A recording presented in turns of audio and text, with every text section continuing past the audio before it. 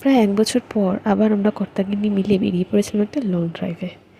1 বছর পর, কারণ আমাদের পরিবারে আরেকজন নতুন সদস্য যোগ হয়েছে, আমাদের ছোট্ট সোনা ওম। দিনটা ছিল 14 ফেব। আমরা ধরে নিলাম দুর্গাপুর এক্সপ্রেসওয়ে। পথে পড়ল পাকুড়িয়া সালাসার ধাম। ভীষণ সুন্দর এই হনুমানজির মন্দিরটা।